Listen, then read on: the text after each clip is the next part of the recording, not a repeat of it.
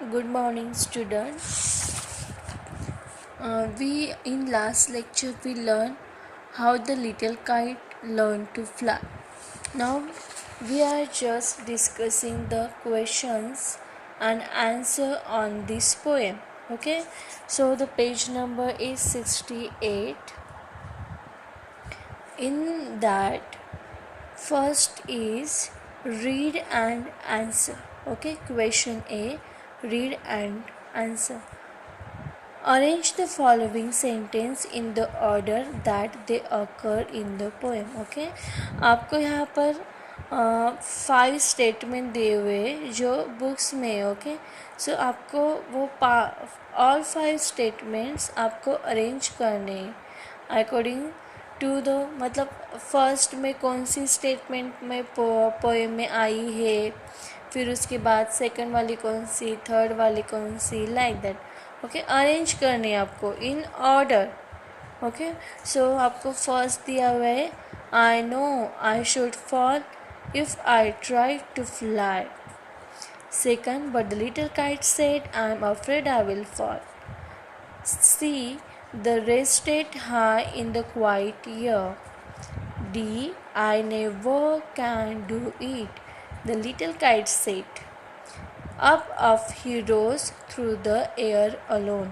Okay, so आपको just देखना है इनमें से अभी कौन कौन से स्टेटमेंट है. I know, but the little kite there is state I can never do it. Up. Okay, so आपको सीक्वेंस देखनी है. अभी इनमें से फर्स्ट वाली कौन सी है line, I never can do it. Okay, this one is first line.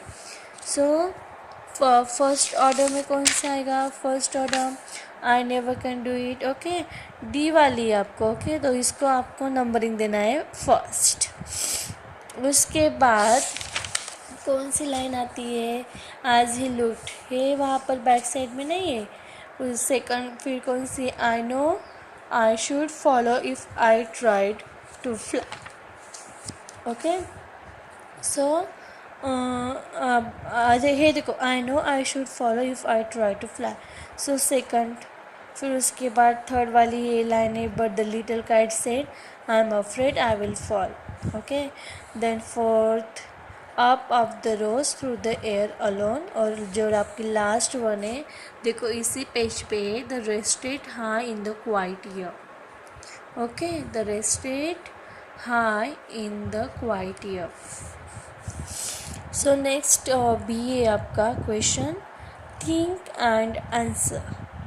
Okay, so 5, try said the big kite, only try, और I fear you never will learn at all. Okay, try said the big kite बोल रहा है little kite को, try only try, और I fear you never will learn at all. अगर आप इसके मतलब आप जब आप फियर होगे तो you will never learn how to fly.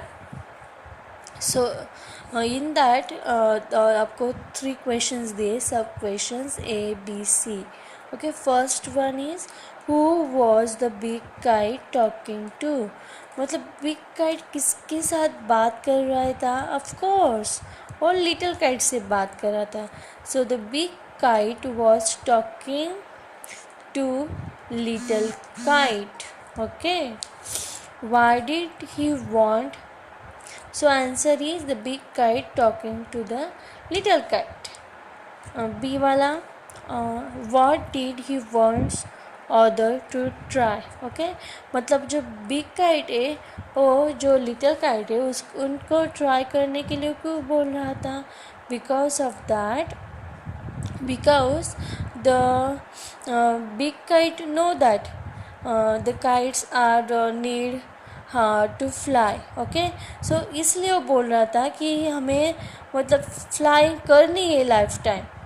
Okay, तो इसलिए आपको क्या करना चाहिए, ट्राई करना चाहिए.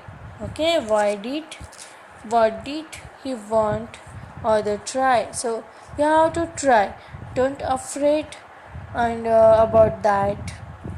Okay, फिर see, do you think one has to brave to learn the new thing.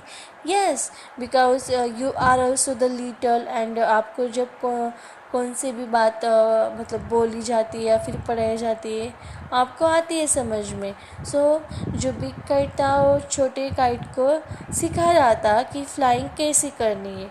So brave था, right, brave to learn the new things, मतलब वो बोल रहा था कि डोंट वरी, तुमको थोड़ी हाई ईयर में रेस्ट करनी है। ओके, देखो ट्रंकिल स्काई, वो बोल रहा था कि don't worry, willing steadily pride. Okay, और आपका 6 क्वेश्चन है, have you ever been afraid to try something new.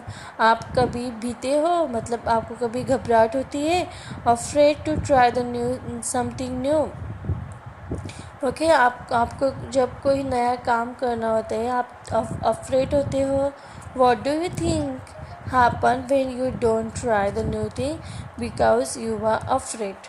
Okay, and अगर आप ट्राई समथिंग ट्राई क्या करते हो, अगर आप नहीं करोगे, व्हाट डू यू थिंक, मतलब आप happen when you don't try the new thing because of afraid. Okay, आप अफ्रेड हो रहे हो और आपको कुछ नई चीज़ें सीखनी नहीं है, तो आप उस टाइम क्या करोगे।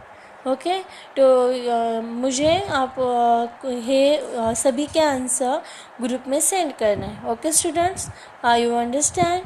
अगर किसी को डाउट्स होगा तो मुझे ग्रुप में पूछ सकता है।